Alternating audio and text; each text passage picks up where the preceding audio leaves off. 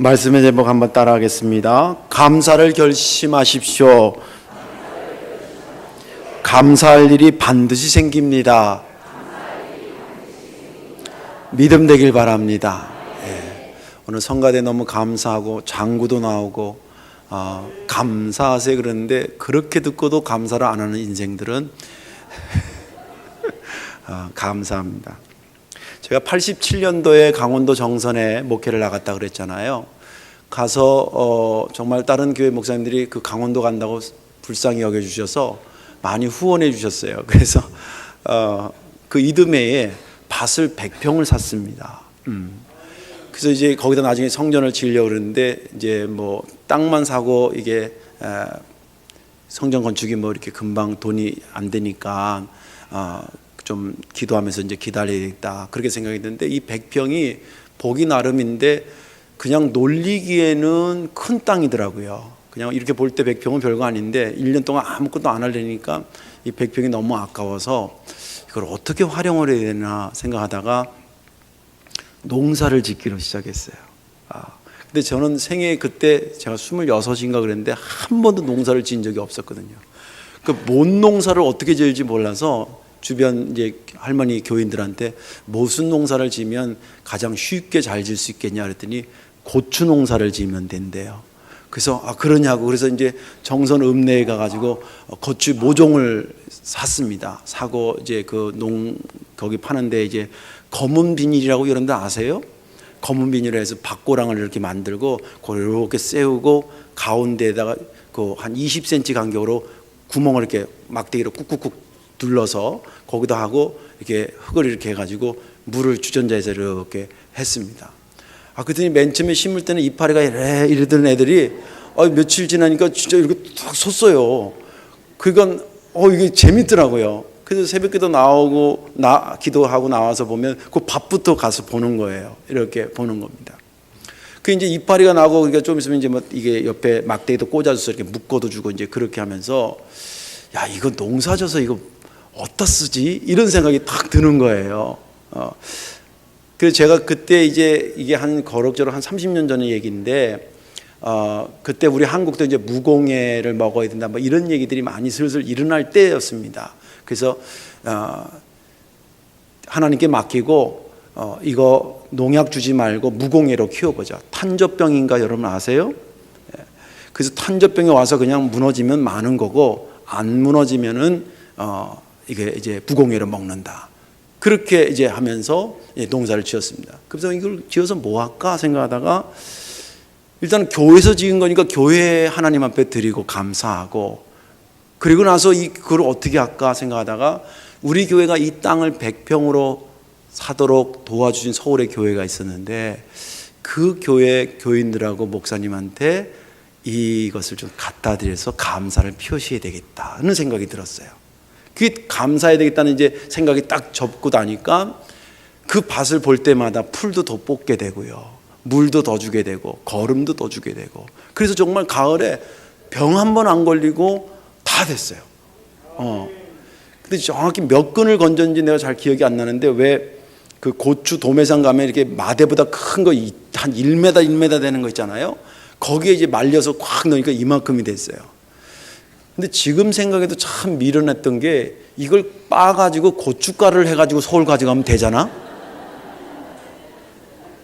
근데 뭔 생각을 해서 그런지 이렇게 깨끗하게 된 걸 가져왔다고 그 생각을 하려고 그런지 그때는 이제 택배가 그렇게 발달됐던 때가 아닙니다. 그걸 해가지고 정선 읍내 가서 역에 가서 소화물로 청량역으로 붙이고 제가 청량역 가가지고 찾아가지고 용달에 싣고 그걸 끙끙대고 목사님 사택을 찾아갔어요. 땀을 비지비지 흘리고 그 사모님이 나오더니 이거 뭘 이걸 빻아가지고 가져오지. 그러니까 참 그래도 되는데 그런 생각이 그때 들었어요. 근데 이제 갔다가 감사해야 되겠다는 그 생각이 너무 급해가지고 그렇게 끌고 갔는데 사모님 막 이러면서도 표정은 그래도 마음은 흐뭇한 것 같아요. 그래서 이게 무공해로 해서 이렇게 하고 그렇게 감사한 일이 있습니다. 그런데요, 짓기 전에 그렇게 감사를 결심하고 농사를 짓고 감사를 표현했는데 그 땅에 그 이후에 얼마나 감사할 일들이 많아졌지 몰라요. 제 후임으로 간 전사가 그 100평을 달아서 더 샀어요. 그리고 광림교회 전사로 있다가 온 사람이었는데, 광림교회 제가 한번 간증했을 때 회갑해가지고 축의금 들어온 거 가지고 강원도에 건축하는데, 돈을 해가지고 한 7, 8천만 원 들여서 거기 그 땅에다가 2층으로 교회를 지었어요. 할렐루야.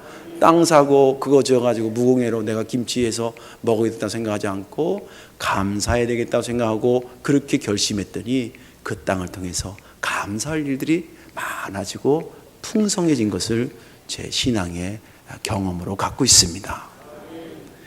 감사를 결심하십시오. 뭐가 잘 돼서 감사하는 것도 좋지만 그 일이 있기 전에 감사를 결심하십시오.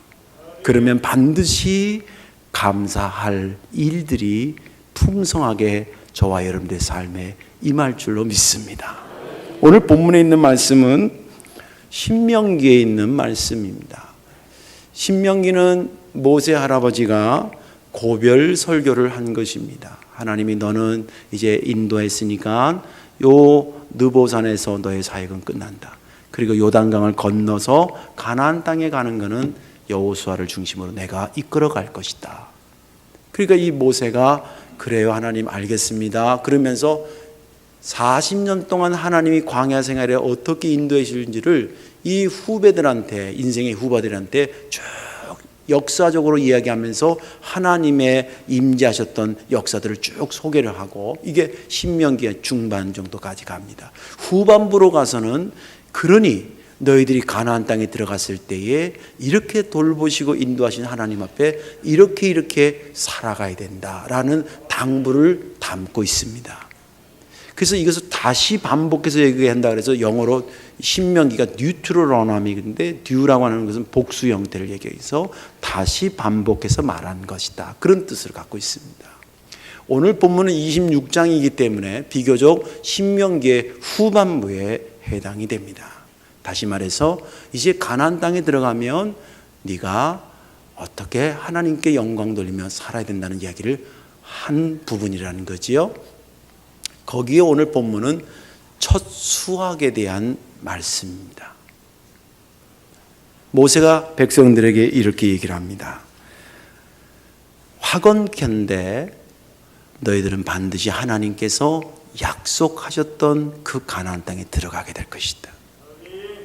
그리고 하나님께서 거기서 비를 내려주시고 모든 것들을 막아주시고 온전하게 평안하게 하셔서 농사도 짓게 하실 것이다. 그리고 농사를 짓게 되면 반드시 첫 수확이 나게 될 것이다. 그때부터 내 말을 잘 들어라. 그 첫 수확을 거두고 너의 입에 쳐넣지 말아라. 첫 수확을 거둔 다음에 어디다 넣지 말라고요? 네 입에 쳐넣지 말아라. 그런 얘기하면 어떤 분은 쳐넣지 않다가 몇 절에 나온다. 네 입에 쳐넣지 말고 그 첫 수확을 강줄에 담아서 하나님이 하나님의 이름을 두었다라고 생각하는 그 둔 성막으로 반드시 가져와라. 그리고 제사장 앞에 그것을 드리면서 하나님께서 저희들에게 주신다고 한 이 약속의 땅에 와서 우리가 농사를 져서 첫 수확을 거뒀으니 받으시옵소서. 그리고 드리라는 거예요. 그리고 나서 제사장은 받아서 성전 앞에다 갖다 놓고, 그리고 난 다음에 너희들이 다시 하나님 앞에 감사의 기도를 드려라. 그 감사의 기도의 내용이 뭐냐면, 하나님, 우리는 별 볼 일 없는 민족이었는데 하나님께서 우리를 풍성케 하시려고 애굽에 보내시고 거기서 번성하게 됐는데, 우리가 번성하니까 애굽 군대들이 우리를 박해하고 중노동을 시켜서 우리가 힘들어 죽게 서서 하나님 앞에 부르짖었더니 주께서 우리의 음성을 들으시고 우리를 거기서 건져내시고 그리고 광야를 인도하셔서 마침내 가나안 땅, 주신다는 땅에 들어가게 되었습니다. 이곳에 와서 하나님께서 우리에게 농토를 주시고 또 농사를 짓게 하셔서 이렇게 농사를 했더니 하나님이 약속하신 대로 이렇게 첫 수확이 거둬졌습니다. 그래서 이것을 너무 감사하여 하나님 앞에 드리오니 받으시고 우리의 경배를 흠양하옵소서.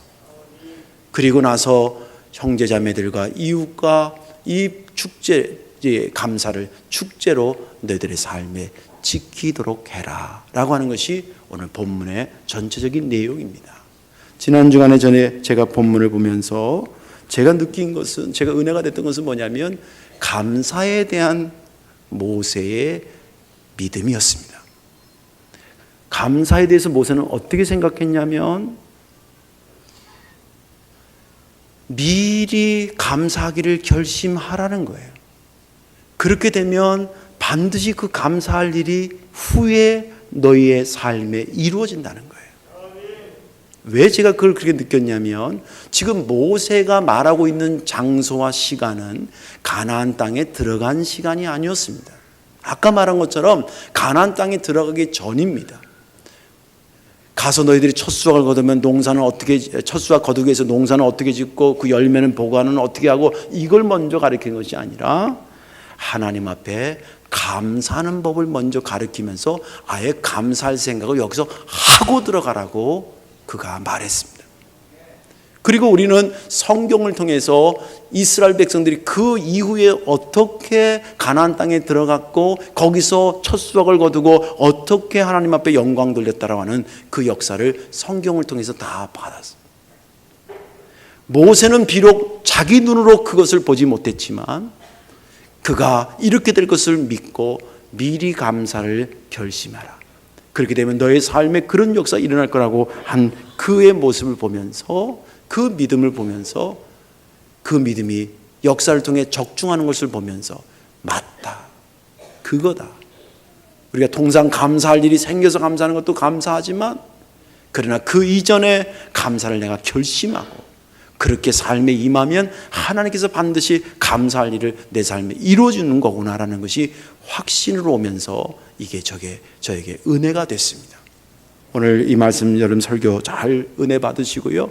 여러분들의 삶이 감사하기로 결심하십시오. 그러면 그 감사로 결심한 그 이후에 반드시 감사할 일이 생겨지는 것입니다. 감사를 결심하는 그런 그 힘은 어디서부터 오는 것일까? 아까 말한 것처럼 잘 됐을 때 감사하는 것은 그렇게 힘이 들지 않아요. 그런데 아직 그 일이 되지 않았는데 끌어다가 내가 감사해야 되겠다고 마음을 먹는 것은 좀 힘이 필요해요. 그 힘은 어디로부터 오는 것일까? 이것은 하나님에 대한 경험적 믿음에서 오는 것입니다. 오늘 모세 할아버지가 설교를 하면서 가서 첫 수확을 드려 하나님 앞에 감사라는 말은 크게 두 가지 문제가 선제돼야, 다시 말해서 선행돼야 가능한 명령이었습니다. 이게 선행이 안 되면 첫 수확을 드리라고 하는 것이 의미가 없어져요. 그 앞에 대전제가 그러면 자기가 할 수 있는 일이었냐? 아니었다는 거예요. 그 앞에 두 개가 뭐냐면 우리 민족은 가나안 땅에 들어가게 될 것이다. 그리고 거기서 농사를 지을 수 있도록 비도 내려주시고 기후도 주장해 주시고 침략도 없도록 모든 것들이 하나님의 도우심 속에서 이루어질 것이라는 대전제를 전제하고 이것이 선행된 것을 알고 그리고 나서 첫 수확을 드리라고 했던 것입니다. 그런데 우리가 생각하고 궁금해하는 것은 뭐냐면 대체 모세가 뭘 믿고 가나안 땅에 들어갈 거라는 것을 대전제를 선포하고 있고 또 무엇을 믿고 거기서 농사 지을 수 있는 여건이 마련될 것이라고, 그래서 첫 수확이 거둬지게 될 거라고 이렇게 말할 수 있었냐는 거예요. 자기가 갈 것 같으면 내가 이제 이런 경험이 있으니까 너희들이 나만 따라오면 이렇게 될 거라고 얘기할 수도 있겠지만 자기도 이미 못 가는 상태고 여호수아가 용맹스럽게 가기 때문에 여호수아를 통해서 그것이 이루어질 것이다. 천만의 말씀입니다. 이스라엘 백성들이 용맹스러우니까 너희들은 들어갈 수 있을 것이고 그리고 그런 건 아니었습니다. 그가 들어갈 수 있다, 농사지을 수 있어서 수확을 거둘 수 있다는 대전제를 마치 자기가 본 듯이 선포할 수 있었던 것은 경험적 믿음에서 오는 힘이었습니다. 다른 사람들은 출애굽의 역사를 모세가 주도했다고 볼 수 있겠지만, 그러나 모세 자신은 출애굽의 역사 시작과 과정과 완성되는 것은 철저하게 하나님으로부터 된 것을 그는 알고 있었습니다. 그럴 수밖에 없었던 것이, 아시다시피 모세가 도망 나와가지고 40년 편안하게 살면서 민족들에 대한 안타까움은 가졌지만 가서 데려와야 되겠다는 생각은 머리끝 하나도 생각하지 못했습니다. 그랬던 모세를 호렙산에서 불러서 신발 벗으라고 하신 이가 누구냐면 하나님이셨습니다. 능력이 없다 그러니까 지팡이에다 능력을 부여해 주셔서 능력의 지팡이를 손에 쥐어주신 분이 하나님이셨습니다. 하늘을 찌르도록 높았던 바로 왕의 콧대를 꺾으신 이가 하나님이셨습니다. 그가 백성을 데리고 나왔을 때에 구름 기둥과 불 기둥은 여러 가지 의미가 있지만, 구름 기둥과 불 기둥은 특징이 뭐냐면 사람이 만들 수 없다는 것입니다.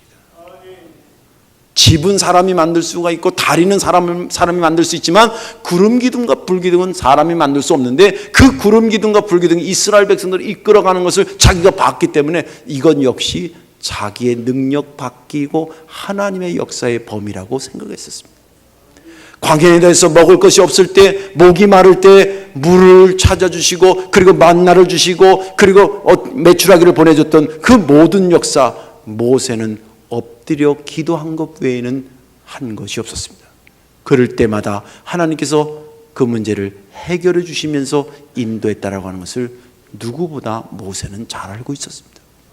아말렉이 칼날을 휘두르며 쳐들어왔을 때에 모세가 한 것은 손을 들고 하나님 앞에 기도한 것밖에 없었습니다. 그리고 하나님은 그 전쟁을 승리로 이끌어 주셨습니다. 그런 과정, 그리고 그렇게 그리던 요단강을 건너서 가나안 땅에 들어가고 싶은데 너는 여기서 멈추고 여호수아가 그 다음을 이끌어갈까라는 그 명령 자체도 자기의 생각에서 온 것이 아니라 철저하게 하나님으로부터 왔었습니다. 이런 과정을 쭉 겪으면서 모세의 마음에 생겨진 것이 있었습니다. 경험을 통해서 하나님은 이런 분이라고 하는 믿음이 생겼는데, 그것을 신학적 용어로 경험적 믿음이라고 말하는 것입니다. 하나님은 데려간다 그러면 데려가더라. 하나님은 이루신다 그러면 어떤 장애가 있더라도 이루시는 분이구나. 이것이 그의 경험적인 믿음으로 다가왔습니다. 그것이 있으니까 내가 비록 가나안 땅에 못 들어가지만 하나님은, 내가 경험한 하나님은 인도에서 데려간다면 데려가게 하시는 하나님입니다. 그곳에서 농사 짓도록 하신다는 것은 하나님의 계획이면 나는 그것을 아직 보지 못하지만 그 하나님은 반드시 그럴 뿐이라고 그는 확신했기 때문에 그 힘에서 먼저 감사를 하도록 요청하고 명령했던 것이 나왔던 것입니다. 경험적 믿음이 있으면 어떤 것이 좋으냐면, 앞에 하나님이, 앞으로 미래에 어떻게 하나님이 움직여 가실 거라고 하는 것이 보여지기 시작합니다. 모세는 그런 영안을 얻었던 것이죠. 여러분들 성경에 보면 히브리서의 믿음의 양인데, 믿음은 바라는 것들의 실상이요 보지 못하는 것들의 증거다. 시간적 개념으로 말하자면 바라는 것은 과거 거를 바라는 게 아니라 미래 걸 바라는 거거든요. 근데 미래에 될 것을 지금 어떻게 하냐? 믿음은 볼 수 있다는 거예요. 또 내가 바라는 것이 그림자 같다가 실상이 돼서 눈앞에 보는 것은 믿음만이 가능하다는 거예요. 이것도 역시 경험적 믿음의 맥을 같이 하고 있는 것입니다. 이렇게 경험적 믿음이 있어야 감사를 결심하고 있다, 할 수 있다고 이렇게 얘기하면 이렇게 듣는 분들이 있어요. 나는 믿긴 믿어도 경험이 없어. 그런 분들이 있어요. 자랑거리 아니요. 근데 또 그거 착각인 거예요. 여러분들 경험이라고 하는 것이 직접 경험이 있고 간접 경험이 있어요. 뜨거운 물에 펄펄 끓는 물에 손 넣으면 뒤지요? 안 돼요? 뒤지요? 근데 꼭 넣어본 다음에 딘다는 것을 알아본 사람 손 들어봐. 심근경색 걸리면 반 죽는다는 것을 경험으로 알고 싶은 사람 손 들어봐. 제가 아주 작정 기도를 해서라도 알려줄 테니. 그 사람이 그 경험을 해서 죽을 뻔해도 살았다 그러면 내가 그 경험을 안 해도 야 저러면 죽겠구나 하는 것을 아는 것이 내 경험이야. 모세가 출애굽의 역사를 통해서 경험적으로 하나님이 이런 분이라고 하는 것을 고백하고 그것을 알려주는 것이 내게 아멘으로 오면 모세의 경험적 믿음이 내 경험적 믿음이 될 줄로 믿습니다. 그것으로 보는 거예요. 그런데 성경의 시간적 개념, 모세는 수천 년 전의 사람입니다. 어림잡아도 3,500년 전의 사람입니다. 그 사람과 내가 동시대를 살 수 있는 방법은 뭐냐면 성령 안에서 그의 경험적 믿음이 나의 경험적 믿음과 일치되기 때문에 동시대를 사는 것입니다. 거기에서 힘이 올 때에 모세도 자기가 보지 못했은 경험적 믿음을 통해서 하나님께서 그렇게 이루어질 것이 그에게 보여지고 믿어졌다고 한다면 우리 역시 마찬가지입니다. 여기도 다 내일이라는 미래를 품고 사는 사람들입니다. 자녀를 낳아 키우는 것, 사업을 하는 것, 다 미래적인 요소들을 갖고 있습니다. 거기에 대해서 지금 이 자리에서 나에게 경험적으로 왔던 믿음을 가지고 감사를 결심하라는 것이에요. 하나님, 이 지금 코오리 같은 내 아들 이 녀석을 통해서 하나님 영광 많이 돌리고 싶어요. 이 아들을 통해서, 이 딸을 통해서, 이 작은 사업체를 통해서 앞으로 하나님께 큰 감사드리고 싶어요. 할렐루야. 결심하고 나아가라. 그것이 여러분들 경험적 믿음에서 오는 것이고, 이미 여기에 앉아서 이 설교를 듣고 아멘하는 사람은 이미 그것을 말할 수 있는 충분한 경험적 믿음이 있는 분들입니다. 믿으시길 주의 이름을 축원합니다. 자, 그러면 거기서 좀 더 깊이 들어가서 그렇다면 왜 감사를 결심하면 감사의 일이 반드시 생기는 것일까? 그 이유는 감사하게 하신 이가 하나님이시기 때문에 그렇습니다. 오늘 본문을 1차적으로 해석하면 모세가 이스라엘 백성들에게 당부한 형태로 되어져 있습니다. 그러나 이 성경을 조금 더 깊이 연구하면 모세 위에 하나님이 모세에게 전달하고 그 전달받은 것을 모세가 백성들한테 전달하는 패턴으로 본문은 기록되어 있습니다. 물론 여기는 하나님이 말씀하셨다라고 하는 것은 기록되어 있지 않지만, 문자적으로 기록되지 않지만 의미적으로 보면 하나님이 모세에게 가르쳐 주시고 그 가르침 받은 것을 모세가 백성들한테 말한 겁니다. 왜 제가 이렇게 해석하냐면 아까도 말한 것처럼 모세가 첫 수확을 하나님께 드려라 그럴 때는 대전제가 해결돼야 되는데 그 해결되는 범위는 모세의 능력의 범위가 아니었다는 거예요. 하나님이 들어가게 하셔야 되고 하나님이 첫 수확을 거두게 하셔야 거둬지는 거지, 모세가 용 쓴다고 되는 것이 아니고 모세가 노하우를 가르쳐준다고 되는 것이 아니었거든요. 출애굽의 역사, 가나안 땅에 들어가는 여호수아의 역사, 7 부족을 물리치고 이런 과정을 쭉 본 사람은 그게 무슨 말인지 아는 거예요. 그렇게 하나님께서 대전제를 전제하시고 그것이 그 선행돼서 모세의 이야기가 진행될 수 있었다고 한다면, 그래서 첫 수확을 드린다고 하면 이 첫 수확을 드릴 수 있는 감사를 사실은 누가 말한 거냐면 모세가 말한 것이 아니라 하나님이 말씀하신 것입니다. 그리고 여기 하나님 앞에 기도하라고, 감사하면서 기도하라는 그 기도문도 모세가 알려줬는데 거기도 보면 7절부터 10절까지 그 내용이거든요. 7절도 보면 여호와께서 우리 음성을 들으시고 우리의 고통과 힘과 압제를 보시고, 하나님이 들으시고 보시고 8절에 인도해 내시고 9절에 주셨고 새 땅을 주시고 그리고 지금도 주셔서 첫 수확을 가져왔습니다. 그러는 거예요. 감사의 내용을 가지고 오면서 이건 하나님께서 이렇게 주셔가지고 가져왔습니다. 지금 누구 때문에 지금 감사하고 있다는 거예요? 하나님 때문에 감사하는 거예요. 그래서 지금 모세가 그럴 줄 알고 미리 전에 감사를 결심하고 가나안 땅에 들어가라고 했을 때 이 말은 모세가 한 말이 아니라 그런 감사할 일이 많이 벌어지기를 위해서 하나님께서 모세에게 명령한 것을 모세가 전한 것 뿐입니다. 그래서 감사를 미리 하게 되면 감사할 일이 생기는 것은 그 감사하게 하신 이가 하나님이기 때문에 그때가 되면 반드시 감사할 일이 생기게 돼 있다는 거예요. 여러분, 제가 안문계식 본사님 내일 7시에 저희 집 저녁 식사하러 오세요. 그리고 얘기를 했어요. 아니면 그걸 우리 아들을 통해서 안문계 권사님한테 전해라. 그래서 그 권사님 들어서 그래요. 그리고 다음날 7시에 우리 집 왔어. 집에 오면 먹을 게 있겠어요? 없겠어요? 아주 어려운 문제지요.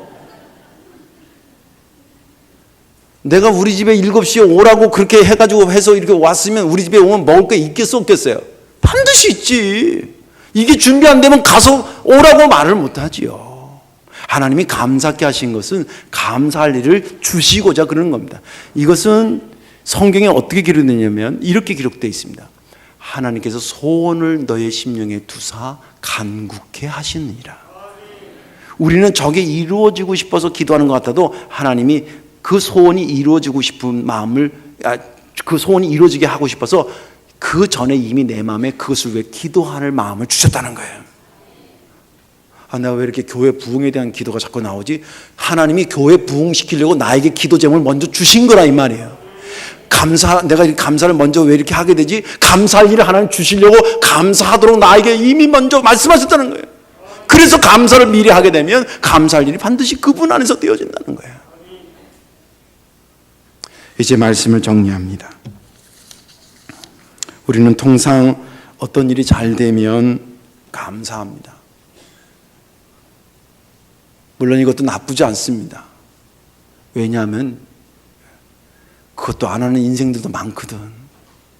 잘 돼도 감사 안 하는 인생들 많아요. 근데 잘 됐으니까 감사하는 건 그래 낫지만 신앙은 그리스도의 장성한 분량까지 계속 성장해 가셔야 되는 거예요. 할렐루야.